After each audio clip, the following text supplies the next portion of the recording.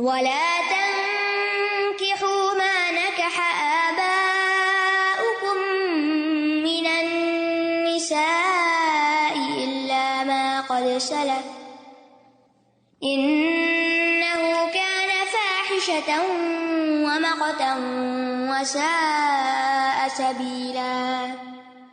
اور تم ان عورتوں سے نکاح نہ کرو جن سے تمہارے باپ نکاح کر چکے ہوں، باپ کی بیوی سے نکاح نہ کرو سوائے اس کے جو پہلے گزر چکا دور جاہلیت میں، یقیناً وہ ایک بے حیائی کا کام اور قابل نفرت عمل اور بہت ہی برا راستہ ہے۔ یہاں پر اب محرمات کا ذکر شروع ہو رہا ہے کہ کن عورتوں سے شادی نہیں ہو سکتی۔ تو ان عورتوں سے شادی نہ کرو جن عورتوں سے تمہارے آبا نے شادی کی، آباؤکم کا لفظ ہے، باپ، دادا، نانا، یعنی آبا و اجداد جو ہیں اس سے اوپر اگر کسی بھی عورت سے انہوں نے نکاح کیا ہے تو اولاد جو ہے ان سے شادی نہیں کر سکتی۔ یعنی بعض اوقات ایسا ہوتا ہے نا کہ مثلاً باپ نے ایک عورت سے نکاح کیا پھر اس کو طلاق دے دی، اب بیٹا جوان ہوا، اب وہ چاہتا ہے کہ باپ کی متعلقہ سے شادی کر لے، ایسا نہیں کیا جا سکتا۔ یہ کیا ہے؟ یہ بہت ہی قبیح کام ہے، بے حیائی پہ مبنی ہے، قابل نفرت ہے، بہت برا طریقہ ہے، یعنی جاہلیت کا یہ طریقہ۔ وَلَا تَنكِحُوا مَا نَكَحَ آبَاؤُكُم مِّنَ النِّسَاءِ إِلَّا مَا قَدْ سَلَفَ، مگر جو پہلے ہو چکا سو ہو چکا، کیونکہ دور جاہلیت کے کچھ آثار تو دور رسالت میں بھی موجود تھے نا۔ یعنی ہم بھی دیکھیں نا، جب کوئی آیت پڑھتے ہیں تو ہم فوراً کیا شروع کر دیتے ہیں؟ سیلف انالیسس شروع کر دیتے ہیں کہ اچھا ہم تو نہیں کچھ ایسا کر رہے، کہ ہمارے گھر میں تو نہیں یہ ہو رہا، ہمارے خاندان میں تو نہیں کوئی ایسا، ہمارے جاننے والوں میں تو نہیں کوئی ایسا جس کے ساتھ یہ ہو چکا ہو۔ ایک دفعہ میں دورہ قرآن کروا رہی تھی اور میں نے اس وقت بتایا کہ 2 بہنوں کا نکاح ایک شخص سے نہیں ہو سکتا نا، اب یہ آ جائے گا یہی حکم۔ تو ایک عورت آ گئی میرے پاس، وہ کہتے تھے ہمارے جاننے والوں میں سے ایک شخص نے 2 بہنوں سے اکٹھی شادی کی ہوئی ہے اور اس وقت بھی ان کو اکٹھے رکھا ہوا ہے۔ لا حول ولا قوت الا باللہ۔ ایک اسلامی ملک میں ایک مسلمان شخص قرآن کے حکم کی صریح خلاف ورزی کر رہا ہے، لا علمی ہوگی یا کسی نے روکا ہی نہیں، یا پھر دھونس باندھ لی کہ ہم جو چاہیں کریں، ہمیں کون ہے روکنے والا، اللہ عالم کیا وجہ ہوگی۔ لیکن یہ کہ معاشرے کے اندر ایسی مثالیں ہوتی ہیں تو پھر لوگ پریشان ہو جاتے ہیں، یہ غلطی تو ہم نے کی تھی، اب کیا ہو؟ فرمایا الا ما قد سلف، جو ہو چکا سو ہو چکا، اس کو تو اب انڈو نہیں کیا جا سکتا نا، تو ہو گیا، اس کو تو اللہ تعالیٰ معاف کرنے والا ہے۔ لیکن یہ یاد رکھو یہ عمل اچھا نہیں، انہ کان فاحشہ، یہ فاحشہ ہے۔ فاحشہ کا لفظ زنا کے لیے بھی استعمال ہوتا ہے، یعنی یہ زنا کے مشابہ ہے۔ ومقتن، مقت کا لفظی مطلب ہوتا ہے نفرت، کراہیت، یعنی یہ چیز اللہ تعالیٰ کے ہاں نفرت اور ناراضگی کی بات ہے، اور جو عقل سلیم رکھتے ہیں اور صاحب اخلاق لوگ ہیں ان کے نزدیک بھی یہ چیز انتہائی ناپسندیدہ ہے، یعنی اللہ کی ناراضگی کا سبب بھی ہے اور مخلوق کی ناراضگی کا سبب بھی ہے۔ کیسے؟ اب اگر کوئی باپ دیکھے کہ اس کے بیٹے نے اس کی متعلقہ سے شادی کر لی ہے تو باپ بیٹے سے خوش ہوگا؟ کیا ہوگا؟ ناراض ہوگا۔ یہ ہے مقت، یہ ہے ناراضگی۔ ماں اس کی کیا کہے گی؟ وہ بھی ناراض ہوگی، سارا خاندان لان تان کرے گا۔ بیٹے کو تو باپ سے حسن سلوک کا حکم ہے، اس کی ناراضگی مول لینے کا تو نہیں ہے۔ وساء سبیلا، اور یہ بہت برا راستہ ہے۔ یہ دور جاہلیت کی قبیح رسموں میں سے ہے جس میں عورت کا کوئی مقام نہیں تھا اور اس کے ساتھ طرح طرح کی زیادتیاں ہوتی تھی۔ تو اللہ سبحانہ تعالیٰ نے باپ کی منکوحہ سے نکاح کو حرام قرار دے دیا، اور اس پر سب کا اجماع ہے۔ اور اس کی سزا کیا ہے؟ معاویہ بن قرہ اپنے والد سے روایت کرتے ہیں کہ مجھے رسول اللہ صلی اللہ علیہ وسلم نے ایک شخص کی طرف بھیجا جس نے اپنے والد کی بیوی سے نکاح کر لیا تھا، اور مجھے حکم دیا کہ میں اسے قتل کر دوں اور اس کا مال ضبط کر لوں۔ یہ ابن ماجہ کی روایت ہے، یعنی اتنا بڑا جرم ہے۔ حرمت علیکم امہاتکم وبناتکم واخواتکم وعماتکم وخالاتکم وبنات الاخ وبنات الاخت وامہاتکم اللاتی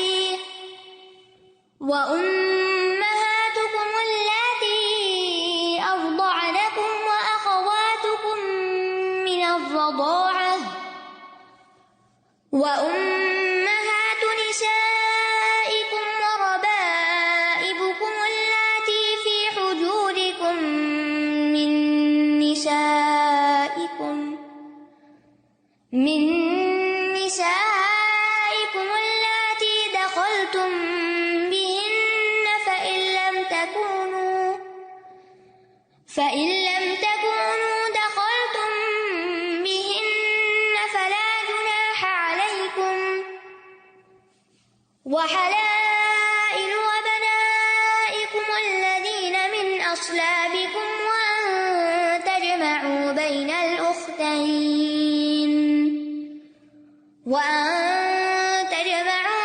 الأختين إلا ما قد سلف إن الله كان غفورا رحيما۔ تم پر نکاح کے لیے حرام کر دی گئی تمہاری مائیں اور تمہاری بیٹیاں اور تمہاری بہنیں اور تمہاری پھپھیاں اور تمہاری خالائیں اور تمہارے بھائیوں کی بیٹیاں اور تمہاری بہنوں کی بیٹیاں اور تمہاری وہ مائیں جنہوں نے تمہیں دودھ پلایا ہو اور تمہاری رضائی بہنیں اور تمہاری بیویوں کی مائیں اور تمہاری وہ بیٹیاں جو تمہارے زیر پرورش ہیں، تمہاری ان بیویوں میں سے جن سے تم دخول کر چکے ہو۔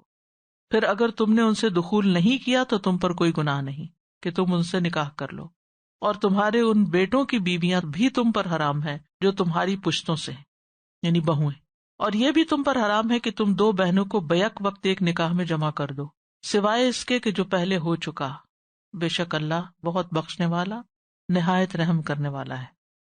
یہاں محرمات کا ذکر ہے، یعنی حرام رشتوں کا ذکر ہے، اور ان خواتین کا ذکر ہے جن سے نسب کی وجہ سے، رضاعت کی وجہ سے اور سسرالی تعلق کی وجہ سے نکاح حرام ہے، اور ان کا بھی ذکر ہے جن کو ایک شوہر کے نکاح میں جمع کرنا حرام ہے، اور پھر بعد میں ان عورتوں کا بھی ذکر آئے گا جن سے نکاح کرنا حلال ہے۔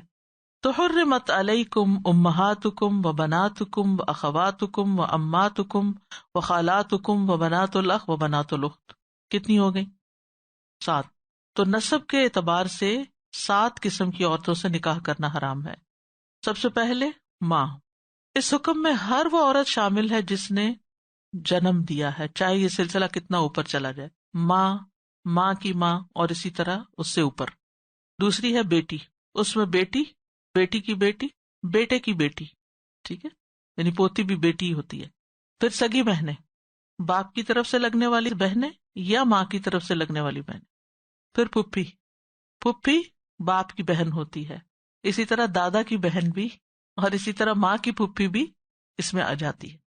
پھر خالہ، خالہ جو ماں کی بہن ہو یا پھر دادی کی یا نانی کی بہن ہو، وہ بھی خالہ کے حکم میں آ جاتی۔ پھر بھائی کی بیٹیاں، اس میں بھائی کی بیٹیاں، بھائی کے بیٹے کی بیٹیاں، اب امیجن کرتے جائیں یہ رشتے ہیں آپ کے، بھائی کی بیٹی کی بیٹیاں، بھائی کی بیٹی کی بیٹیاں، بیٹے کی بیٹیاں بھی اور بیٹی کی بیٹیاں بھی، بھائی کی بیٹی کی بیٹی کی بیٹیاں یعنی نواسی، بہن کی بیٹیاں، اس میں بہن کی بیٹیاں، بہن کی بیٹیوں کی بیٹیاں، بہن کے بیٹوں کی بیٹیاں، وہ بھی آ جاتی۔ تو نسب کے لحاظ سے یہ وہ عورتیں ہیں جو حرام ہیں، جن کے ساتھ نکاح حرام ہے یعنی، اور تمام علماء کا اس پر اجماع ہے کہ ان عورتوں سے نکاح حرام ہے۔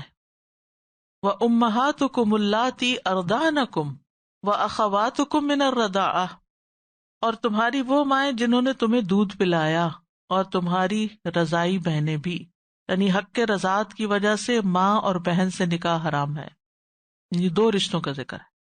حدیث کی روح سے وہ 7 رشتے جو نسب کی وجہ سے حرام ہے، دودھ کی وجہ سے بھی حرام ہے، ان سب کا ذکر دوبارہ نہیں کیا گیا لیکن وہ بھی اس میں شامل ہے۔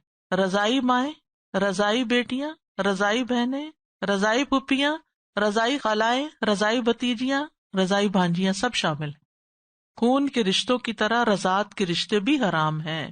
صحیح بخاری کی روایت میں آتا ہے، نبی صلی اللہ علیہ وسلم کی زوجہ حضرت عائشہ کہتی ہیں کہ رسول اللہ صلی اللہ علیہ وسلم ان کے پاس موجود تھے کہ اس دوران میں عائشہ رضی اللہ عنہا نے ایک شخص کی آواز سنی جو حضرت حفصہ کے گھر میں داخل ہونے کی اجازت مانگ رہا تھا۔ حضرت عائشہ کہتی ہے میں نے عرض کیا اللہ کے رسول، یہ شخص آپ کے گھر میں داخل ہونے کی اجازت مانگ رہا ہے، تو آپ نے فرمایا میں سمجھتا ہوں کہ یہ فلاں شخص ہے جو حفصہ کا رضائی چچا ہے۔ حضرت عائشہ نے عرض کیا اگر فلاں شخص جو میرا رضائی چچا تھا آج زندہ ہوتا تو وہ میرے گھر میں داخل ہو سکتا تھا؟ تو آپ نے فرمایا ہاں، جو رشتے نسب کی وجہ سے محرم ہوتے ہیں وہ دودھ کے باعث بھی محرم بن جاتے ہیں۔ تو یہاں پر رضائی ماں اور رضائی بہن سے نکاح کی حرمت کا ذکر کر کے باقی رشتوں کو حدیث میں بیان کر دیا گیا. وَأُمَّهَاتُ نِسَائِكُمْ وَرَبَائِبُكُمُ اللَّاتِي فِي حُجُورِكُمْ. اب یہاں دامادی یا سسرالی تعلق کی وجہ سے 4 قسم کی عورتوں سے نکاح حرام ہے. نمبر 1 امہات نسائکم، تمہاری بیویوں کی مائیں. یہ کون ہو گئی؟ ساس. اور اگر ساس کی امی زندہ ہو وہ بھی اس میں آ جائے گی. ٹھیک ہے. اسی طرح باپوں کی بیویاں بھی اسی رشتے میں آتی سسرال کی وجہ سے نا. اور پھر بیٹوں کی بیویاں، پھر بیوی کی ماں. وربائبکم، اور چوتھی عورت ہے ربیبہ. ربیبہ کہتے ہیں کسی عورت کی پہلے شوہر سے بیٹی جو شادی کے بعد دوسرے شوہر کے گھر میں آ گئی، یہ ربیبہ ہوتی. اور اگر وہ گھر میں نہیں آئی، اپنے ہی باپ کے پاس ہے، تو پھر حلال ہے؟ پھر بھی نہیں حلال. ٹھیک ہے. یعنی جن عورتوں کے ساتھ ازدواجی تعلق قائم ہو چکا ہو ان کی بیٹی جو ہے وہ پھر حرام ہوگی. ٹھیک. تو یہ 3 قسم کی عورتیں جو ہے نا، جو پہلی 3 تھیں، باپوں کی بیویاں، بیٹوں کی بیویاں، بیوی کی ماں، ساس جو ہے، یہ سب اگر صرف عقد نکاح ہو گیا تب بھی حرام ہو جائیں گی، رخصتی نہیں بھی ہوئی. لیکن ربیبہ جو ہے وہ تب حرام ہوگی جب دخول ہوگا. فی حجورکم من نسائکم اللاتی دخلتم بہن. اگر کسی نے کسی عورت کو پروپوز کیا، نکاح کر لیا، لیکن رخصتی نہیں کرائی اور پھر اس کو طلاق دے دی، پھر اسی کی بیٹی جو کسی دوسرے شوہر سے تھی اس کو پروپوز کر لیا، تو حلال ہے یہ نکاح، کیونکہ اس عورت کو ابھی گھر میں نہیں لایا تھا جس کی بیٹی سے اب نکاح کرنے جا رہا ہے. فَإِن لَّمْ تَكُونُوا دَخَلْتُمْ بِهِنَّ، پھر اگر تم نے ان سے دخول نہیں کیا، فَلَا جُنَاحَ عَلَيْكُمْ، تو تم پر کوئی گناہ نہیں. تو یاد رکھیے ربیبہ نئے شوہر کے گھر میں پلے یا اپنے باپ کے گھر میں پلے یا نانی دادی پالے یا کہیں بیچاری کسی یتیم خانے میں ہے، جہاں بھی ہے وہ حرام ہے. اور یہاں فی حجورکم کی قید کیوں لگائی گئی؟ کیونکہ عام طور پر یہی ہوتا ہے کہ جو بیٹی ہوتی ہے وہ ماں کے ساتھ ہی پھر چلی آتی ہے. عموماً جب طلاق وغیرہ ہوتی ہے تو پھر بیٹیوں کی تربیت اور ان کو سنبھالنا اور ان کی حفاظت ایک مشکل کام ہوتا ہے، تو وہ ماں کے ساتھ ہی دے دی جاتی ہیں. وَأَن تَجْمَعُوا بَيْنَ الْأُخْتَيْنِ إِلَّا مَا قَدْ سَلَفَ، اور یہ کہ تم 2 بہنوں کو ایک جگہ جمع کرو مگر جو پہلے ہو چکا. یہاں پر 2 بہنوں کو ایک نکاح میں جمع کرنے کی حرمت کا ذکر ہے، کیونکہ یہ رشتہ داری کو توڑنے کا سبب بنتا ہے، قطع رحمی ہوتی ہے اس میں. کیونکہ یہ رشتہ ایسا ہے سوکن کا کہ جس کے ساتھ جتنی بھی بھلائی کر لی جائے کچھ نہ کچھ مشکل رہتی ہے. تو پھر اگر اپنی بہن ہو اور پھر بول چال بند ہو یا آنا جانا بند ہو تو پھر وہ قطع رحمی میں آ جائے گا. حدیث کی روح سے خالہ اور بھانجی اور پھپھی بھتیجی کو بھی جمع کرنے کی حرمت ہے، ان کو بھی نہیں کر سکتے. یعنی کوئی عورت اس کی پھپھی پر نکاح نہ کی جائے. حدیث میں آتا ہے نبی صلی اللہ علیہ وسلم نے فرمایا، سنن نبی داؤد کی روایت ہے، کوئی عورت اس کی پھپھی پر نکاح نہ کی جائے، اور نہ ہی پھپھی اس کی بھتیجی پر، اور نہ ہی کوئی عورت اس کی خالہ پر، اور نہ خالہ اس کی بھانجی پر نہ نکاح کی جائے. بڑی چھوٹی پر، نہ چھوٹی بڑی پر. یعنی اگر خالہ کی پہلے شادی ہوئی تھی تو بھانجی نہیں آئے گی، اگر بھانجی کی پہلے ہوئی تھی تو خالہ نہیں آئے گی وہاں. ان اللہ کان غفور الرحیم، بے شک اللہ غفور الرحیم ہے، بہت بخشنے والا ہے، بندوں کے گناہوں کو ڈھانپ دیتا ہے. غفور ڈھانپ دیتا ہے، ان سے تجاوز کرتا ہے، بخش دیتا ہے. اور اس بخشش میں یہ بھی ہے کہ جو پہلے ہو چکا ان پر اللہ تعالیٰ مواخذہ نہیں کرے گا، کیونکہ اس وقت ابھی حکم نہیں آیا تھا. اور رحیمہ بھی ہے، بہت رحم فرمانے والا بھی ہے. اس نے یہ احکامات اس لیے نہیں دیے ہمیں کہ ہم کسی مشکل میں پڑ جائیں. والمحصنات من النساء الا ما ملكت ايمانكم کتاب اللہ علیکم واحل لکم ما وراء ذلکم ان تبتغوا باموالکم محسنین غیر مسافحین فما استمتعتم به منہن فآتوہن اجورہن فریضہ ولا جناح علیکم فیما تراضیتم به من بعد الفریضہ ان اللہ کان علیما حکیما. سبحان اللہ. اللہ سبحانہ تعالیٰ کے جو صفاتی نام آتے ہیں آیتوں کے آخر میں کمال کے ہیں، کہیں غفور الرحیمہ ہے اور کہیں علیمن حکیمہ ہے. آیت کے مضمون کی مناسبت سے صفات کا ذکر آتا ہے. اور عورتوں میں سے شادی شدہ بھی تم پر حرام ہے سوائے ان کے جو تمہارے دائیں ہاتھ کی ملکیت ہوں. اللہ نے یہ حکم تم پر لکھ دیا ہے اور ان کے علاوہ دیگر عورتیں تمہارے لیے حلال کر دی گئیں بشرطے کہ تم اپنے اموال کے ذریعے انہیں حاصل کرو، یعنی مہر کے. نکاح میں لانے والے ہو، نہ کہ محض بدکاری کرنے والے. پھر اس نکاح کے ساتھ جو بھی فائدہ تم ان سے اٹھاؤ تو انہیں ان کے مقرر کیے ہوئے مہر ادا کر دو، اور مہر مقرر کر دینے کے بعد باہم رضامندی سے اس میں کمی بیشی کرنے میں تم پر کوئی گناہ نہیں، بے شک اللہ بہت علم والا، بہت حکمت والا ہے۔ والمحصنات من النساء، اور عورتوں میں سے جو محصنات ہوں۔ محصنات کا لفظ احسان سے ہے، صاد کے ساتھ، سین سے نہیں ہے۔ 4 معنوں میں آتا ہے قرآن۔ نمبر 1 شادی، نمبر 2 آزادی، نمبر 3 پاک دامنی، اور نمبر 4 اسلام۔ شادی، آزادی، پاک دامنی اور اسلام۔ تو پھر محسنات کون ہوئی؟ شادی شدہ عورتیں، پاک دامن عورتیں، آزاد عورتیں، مسلمان عورتیں۔ یہاں پہلا معنی مراد ہے، باقی کس جگہ کون سا معنی رکھنا ہے وہ کانٹیکسٹ بتاتا ہے۔ تو شادی شدہ عورتوں سے ان کے شوہروں کی موجودگی میں نکاح حرام ہے۔ شوہر نے طلاق دے دی یا وہ فوت ہو گئے تو پھر اس کے بعد ان عورتوں سے نکاح کر سکتے ہیں، ان کی عدت پوری ہونے کے بعد، چاہے وہ عورتیں آزاد ہوں یا غلام ہوں، مسلمان ہوں یا کتابیہ ہوں، اہل کتاب کی عورتوں میں سے ہوں۔ الا ما ملکت ایمانکم، سوائے اس کے جن کے تمہارے دائیں ہاتھ مالک ہیں، یعنی لونڈیاں۔ یہ کون ہوتی ہیں؟ جو جنگ کے بعد قید کی ہوئی آتی، خواہ وہ شادی شدہ ہی کیوں نہ ہو، ان سے تعلق حلال، ان سے نکاح نہیں ہوتا، وہ ملک یمین میں دی جاتی ہیں۔ یعنی اگرچہ ان کے شوہر زندہ ہوں لیکن اب ان کا تعلق شوہر اور خاندان سے ختم ہو گیا ہے اور وہ لونڈیاں بن چکی ہیں۔ اللہ تعالیٰ نے ان کے حال پہ رحم کرتے ہوئے، یعنی ان کو جیلوں میں نہیں ڈالا، قید خانے میں نہیں رکھا جنگی قیدیوں کو، بلکہ ان کے مسلمان مالکوں کو دے دیا، اور 1 ماہواری گزرنے کے بعد وہ ان سے تعلق قائم کر سکتے ہیں۔ یعنی ایسی عورتوں کی ایک طرح سے عدت کیا ہوگی؟ 1 حیض۔ کتاب اللہ علیکم، یہ اللہ کا حکم ہے ایک طرح سے، یعنی یہ اللہ کی طرف سے لکھا گیا ہے تم پر، اس کو لازم کر لو، اس سے ہدایت حاصل کرو۔ یعنی ایسا حکم ہے جس میں حلال حرام کے بارے میں تمہیں بتا دیا گیا ہے۔ وَأُحِلَّ لَكُم مَّا وَرَاءَ ذَلِكُمْ، اور تمہارے لیے حلال کی گئی جو اس کے علاوہ ہے۔ تو حرام جو ہے وہ تو گنی چنی ہے، اور حلال بے شمار۔ کھانے پینے کے معاملے میں بھی یہی ہے، دیگر احکامات کے معاملے میں۔ لیکن شیطان انسان کو کیسے سجھاتا ہے کہ اسلام میں تو بہت سے ڈوز اینڈ ڈونٹس ہیں، یہ نہ کرو، وہ نہ کرو، وہ نہ کرو، ہر چیز میں پابندی ہے۔ ہر چیز میں پابندی نہیں ہے، حلال زیادہ ہے، حرام گن کے بتا دیا گیا، چاہے وہ کھانے کی چیزیں ہوں یا عورتوں میں سے۔ تو یہ اللہ سبحانہ تعالیٰ کی طرف سے مہربانی ہے۔ وَأُحِلَّ لَكُم مَّا وَرَاءَ ذَلِكُمْ، لیکن حلال عورتوں سے نکاح کی کچھ شرائط ہیں، اور وہ شرائط کیا ہے کہ یہ باقاعدہ نکاح ہو، صرف شہوت رانی نہ ہو، چھپی دوستیاں نہ ہو، حق کے مہر مقرر کیا جائے اور اس کی ادائیگی بھی کی جائے، تب بھی حلال ہوتی ہے۔ جو حق کے مہر ادا نہ کرے اس کے لیے وہ نکاح نہیں، زنا ہے، الا یہ کہ عورت اپنی مرضی سے مہر کا کچھ حصہ چھوڑ دے۔ اسی طرح ایجاب و قبول ہو، اعلان نکاح ہو، چھپا نکاح نہیں ہوتا، اعلان کرنا ہوتا ہے، اور نکاح ولی کر کے دے، عورت خود کہیں جا کے نکاح نہ کر لے۔ مردوں کو کیا حکم ہے؟ محسنین غیر مسافحین، یعنی ان کو قید نکاح میں لانے والے ہوں، نہ کہ زنا کرنے والے۔ مسافحین کا لفظ جو ہے یہ سفاح سے نکلا ہے۔ سفاح کا مطلب ہوتا ہے پانی بہانا، یعنی منی بہانا۔ مراد ہے اس سے زنا کار جو اپنے نفسوں پہ قابو نہیں رکھتے اور نکاح کے بغیر ہی عورتوں سے تعلق قائم کرتے رہتے ہیں۔ سورۃ نور میں آتا ہے الزانی لا ينکح الا زانیۃ او مشرکۃ، زانی مرد نہ نکاح کرے مگر زانیہ عورت سے یا مشرکہ سے۔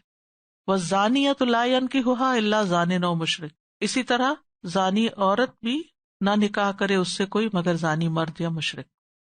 تو عورت سے شرعی طریقے سے تعلق قائم کرنا ضروری ہے، اسی لیے پیچھے شروع میں حکم دے دیا گیا کہ اگر ایک پہ گزارا نہیں تو 1 سے زائد 4 تک شادی کر سکتے ہو، لیکن زنا کی اجازت نہیں ہے کیونکہ اس سے معاشرے میں انارکی پھیلتی ہے۔ رسول اللہ صلی اللہ علیہ وسلم نے فرمایا، اے نوجوانوں کی جماعت، تم میں سے جو استطاعت رکھے وہ نکاح کرے، اس لیے کہ نکاح نگاہوں کو نیچا رکھتا ہے، شرمگاہ کو بچاتا ہے، اور جو شخص اس کی طاقت نہ رکھے، اس کے پاس نہیں ہے فیملی کو سپورٹ کرنے کا کوئی ذریعہ، تو وہ روزہ رکھے، کیونکہ روزہ اس کی خواہش نفس کو ختم کر دے گا۔ نکاح جو ہے نصف دین کو مکمل کرتا ہے۔ فرمایا جب کوئی بندہ نکاح کر لیتا ہے تو وہ اپنا آدھا دین مکمل کر لیتا ہے، لہٰذا اسے چاہیے کہ باقی آدھے دین کے بارے میں اللہ سے ڈرتا رہے۔ اور نکاح کے بعد جو ازدواجی تعلقات ہیں وہ بھی ایک عبادت ہے، وہ بھی ایک نیکی ہے، اس پر بھی ثواب ہے۔ نبی صلی اللہ علیہ وسلم سے پوچھا گیا کہ یا رسول اللہ، جب ہم میں سے کوئی اپنی بیوی سے تعلق قائم کرتا ہے تو کیا اس کے لیے اجر ہے؟ آپ نے فرمایا بتاؤ اگر وہ حرام طریقے سے خواہش پوری کرے تو اس پہ گناہ ہوگا یا نہیں ہوگا؟ انہوں نے کہا ہوگا۔ آپ نے فرمایا اسی طرح جب وہ حلال طریقے سے خواہش پوری کرتا ہے تو اس کے لیے اجر ہے۔ پھر فرمایا فَمَسْتَمْتَعْتُمْ بِهِ مِنْهُنَّ فَآتُوهُنَّ أُجُورَهُنَّ فَرِيضَةً، یعنی نکاح کے بعد جن عورتوں سے تم فائدہ اٹھاؤ، ان سے صحبت کرو، ان کے مہر پورے پورے ان کے حوالے کرو، فریضہ سمجھ کر، ٹھیک ہے۔ فَمَسْتَمْتَعْتُمْ بِهِ مِنْهُنَّ کا مطلب ہے نکاح کے بعد فائدہ اٹھانا۔ بعض لوگوں نے اس کا مطلب نکالا اس سے مراد نکاح متع ہے کہ مرد اور عورت یعنی نہ اس میں ولی نہ گواہ نہ کوئی اور، دونوں ایک دوسرے کے ساتھ خود ہی معاملہ طے کر کے تعلق قائم کر لیں اور اس کے بعد جب وہ پیریڈ ختم ہو تو اس کو چھوڑ دیں، تو یہ مراد نہیں ہے اس سے۔ اور یہاں مہر کی ادائیگی ہو رہی ہے، نکاح متع میں تو مہر نہیں ہوتا، وہ تو ویسے ہی کچھ نہ کچھ دے دیا جاتا ہے جو بھی طے کرے۔ تو مہر کی ادائیگی جو ہے فرض ہے۔ قرآن مجید میں مہر کے لیے فریضہ کا لفظ بھی آیا ہے، نحلہ کا لفظ بھی آیا ہے، صداق کا لفظ بھی آیا ہے اور اجور کا لفظ بھی آیا ہے۔ وَآتُوا النِّسَاءَ صَدُقَاتِهِنَّ نِحْلَةً، عورتوں کو ان کے مہر خوش دلی سے ادا کرو اور اس میں سے تم کچھ لے نہیں سکتے، سورۃ البقرہ میں آتا ہے وَلَا يَحِلُّ لَكُمْ أَن تَأْخُذُوا مِمَّا آتَيْتُمُوهُنَّ شَيْئًا، تمہارے لیے حلال نہیں کہ اس میں سے جو تم نے انہیں دیا ہے کچھ بھی لو۔ یاد رکھیے کہ حق مہر دینے کا جو ارادہ نہیں رکھتا وہ ایک طرح سے زانی ہے۔ رسول اللہ صلی اللہ علیہ وسلم نے فرمایا جو شخص کسی عورت سے تھوڑے یا زیادہ مہر پر شادی کرے اور اس کے دل میں مہر ادا کرنے کا ارادہ نہیں ہے کہ میں نے نہیں دینا، صرف لکھ دیا ہے، تو اس نے اسے دھوکہ دیا اور پھر وہ فوت ہو گیا اور اسے اس کا حق نہیں دیا، تو قیامت کے دن اللہ سے زانی ہونے کی حالت میں ملاقات کرے گا۔ میت کی وراثت تقسیم کرنے سے پہلے اس سے حق کے مہر ادا کرنا ہوگا۔ کل ہم بات کر رہے تھے نا کہ قرض چکانا ہوگا، تو یہ مہر بھی ایک قرض ہوتا ہے۔ وَلَا جُنَاحَ عَلَيْكُمْ فِي مَا تَرَاضَيْتُمْ بِهِ مِن بَعْدِ الْفَرِيضَةِ، اور مہر مقرر کر دینے کے بعد باہم رضامندی سے اس میں کمی بیشی کرنے میں تم پر کوئی گناہ نہیں۔ کیا مطلب ہے اس کا؟ مہر مقرر ہو گیا، شوہر کے حالات اچھے تھے، اس نے سوچا میں اتنا دے سکتا ہوں، اچانک کووڈ ہو گیا، جاب چلی گئی، ریسٹورانٹ بند ہو گیا، اب تو ساری پیمنٹس رک گئی، اب بیوی کو بھی دینا ہے، اب بیوی بھی دیکھ رہی ہے کہ ہسبینڈ کے اوپر ایک مصیبت آ گئی ہے، تو اب وہ آپس میں وہ کہتے ہیں اچھا کوئی بات نہیں، ٹھیک ہے میں جانے دیتی ہوں۔ یا یہ کہ اگر اس نے زیادہ مقرر کر لیا تھا اور اب وہ معافی مانگ رہا ہے کہ بس بھول ہو گئی، میں اتنا دے نہیں سکتا تھا، مجھے فادر نے کہا تھا، فلاں نے کہا تھا اتنا لکھ دو تو میں نے لکھ دیا، تو اب تم پلیز مجھے تھوڑا سا معاف کر دو، تو وہ اگر اپنی خوشی سے فَإِن طِبْنَ لَكُمْ شَيْئًا، اگر خوشی سے کچھ دیتی ہیں تو فَكُلُوهُ هَنِيًّا مَرِيًّا، پھر تم لے سکتے ہو۔ تو یہاں بھی وہی بات کی گئی ہے کہ پہلے تو تمہیں دینا ہوگا فریضہ سمجھ کے، لیکن اگر کوئی وجہ بن گئی تو پھر اس صورت میں آپس کی رضامندی سے چھوٹ بھی ہو سکتی۔ اسی طرح عورت بھی ڈیمانڈ کر سکتی ہے کہ آپ نے یہ کیا مہر رکھا، اس وقت میں تو بول نہیں سکتی تھی، مجھے اور چاہیے، تو شوہر کہتا ہے اچھا ٹھیک ہے میں تمہیں اس کا ڈبل دے دیتا ہوں۔ تو فی ما تراضیتم ہے، یہ اب شوہر بیوی کی آپس کی رضامندی کی بات ہے، کم بھی کروا سکتا ہے زیادہ بھی دے سکتا ہے، تو اس میں کوئی پھر گناہ کی بات نہیں یا کوئی زیادتی نہیں ہے کسی پر کہ وہ تو کہا گیا تھا کہ وہ جو طے ہو بس وہی لکیر کے فقیر اسی پہ رہو گے۔ نہیں، ہمارے دین میں رخصتیں بھی ہیں اور انسانی ضروریات اور حالات کو سمجھا بھی گیا ہے، اور اس کے مطابق ہر معاملے کے اندر ایکسیپشنل صورت پائی جاتی ہے۔ فریضہ کے اندر جیسے فرض نماز میں سفر میں عادی ہو جاتی ہے، روزے جو ہیں وہ بعد میں رکھے جا سکتے ہیں، تو اسی طرح ان معاملات میں بھی جو باہمی خاندانی تعلقات کے ہیں ان میں بھی کمی بیشی ہو سکتی ہے۔ جیسے کوئی سودا لینے جاتے ہیں آپ، تو بائر اینڈ سیلر دونوں کا آپس میں اتفاق ہونا ضروری ہے، ایک پرائس لگی بھی ہوتی ہے اور ایک وہ ہوتی ہے جس کو آپ نیگوشیٹ کر کے اس میں کمی بیشی کروا کے خریدتے ہیں، تو اس کی اجازت ہے۔ ان اللہ کان علیما حکیما، بے شک اللہ بڑے علم والا بڑی حکمت والا ہے، اس کے علم اور حکمت کی بنا پر اس نے تمہارے لیے یہ قوانین بنائے، یہ حدود مقرر کی، حلال و حرام تمہیں بتایا، اس لیے تم ان کی پابندی کرو۔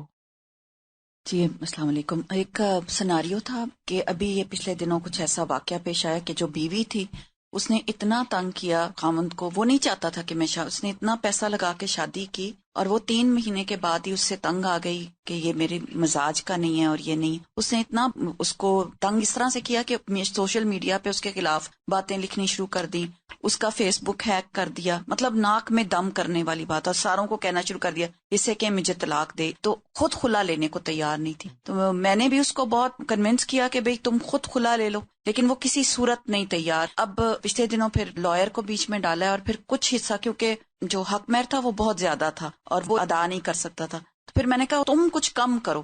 پھر ایسے یہ کرنا پھر جائز ہے، طرفی ماں ترادئی تو ماشاءاللہ وہ حل مل گیا. السلام علیکم استاد. یہ بیٹیوں کا نکاح جب کرتے ہیں تو ان کی رضامندی ضروری ہے، لیکن بیٹیوں کو تو اس وقت سمجھ نہیں آتی. وہ تو ابھی یہی ہوا ہے کہ میں نے نہیں شادی کرنی، کیوں نہیں شادی کرنی، وہ گنجا ہے. اب ہاں تو وہ ریلی وہ آخری مومنٹ پہ بھی بچی نکاح سائن کرنے سے رکی کہ میں کروں کہ نہیں کروں، اور پھر مطلب ماں باپ کو تو اس نے ہاسپٹل پہنچا دیا اور پھر اس نے کیا. تو یہ کیا مطلب اس میں ہم زبردستی کر سکتے ہیں؟ اس پوائنٹ پہ سمجھا سکتے ہیں اور منا سکتے ہیں، لیکن بعض اوقات یہ بھی ہوتا ہے کہ اگر اس کا دل نہیں ہے اور زبردستی کر دی تو پھر دوبارہ گھر ٹوٹے، تو اس سے بہتر ہے پھر پہلے ہی نہ کیا جائے. لیکن بچیاں تو نادان نہیں ہوتی. دیکھیں اگر کسی کو بغیر بالوں کے شوہر نہیں پسند تو پھر لائکنگ تو ایک ہونی چاہیے نا، دل کی رضامندی تو ہونی چاہیے. ایک سوال استاذہ جی، شروع میں ہم نے پڑھا کہ جو طیبہ عورت ہے اس کا نکاح زبردستی کیا گیا تو فسخ کیا جا سکتا ہے، تو اگر کنواری کا بے اجازت نکاح کر دیا جائے تو کیا وہ بھی فسخ کروا سکتی؟ وہ کروا سکتی ہے، ٹھیک ہے. اور دوسری بات، ہم نے محرمات کے موضوع میں دیکھا کہ یعنی باپ کی منکوحہ ہمیشہ کے لیے حرام ہے، اور باپ اور دادا اور نانا اور یہ سارے، تو اس میں پھر وہ چچا اور ماموں بھی پیرالل اسی میں آتے؟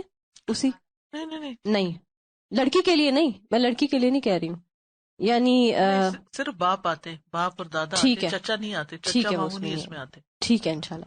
ممانی محرم نہیں ہوتی نا اس طرح. جی سازا پاکستان میں جو نکاح نامہ ہے نا اس میں لکھا ہوا ہے 250 روپے. لکھا ہوا اس میں؟ جی آلریڈی ہوتا ہے کہ بس یہ شرعی طور پر ہے. تو یہ میں نے تو 32 روپے کا سنا ہوا تھا. 250 تو پھر زیادہ بڑھا دیے تھا نا، اسی پر ہی ہو جاتا ہے، اور پھر اس کے بعد کوئی مہر کی بات ہی نہیں ہوتی. اور اس کے بعد جب وہ بھی آئی تھنک مہر کی یہ بھی طریقہ ہے کہ جو سیم نائٹ دیا جائے یا پھر بعد میں بھی وہ دے سکتے ہیں. بعد میں بھی معجل اور معجل دونوں طرح ہو سکتا ہے، فوراً بھی اور بعد میں. اوکے. وآخر دعوانا ان الحمد للہ رب العالمین. سبحانک اللہم وبحمدک، اشہد ان لا الہ الا انت، استغفرک واتوب الیک. السلام علیکم ورحمۃ اللہ وبرکاتہ.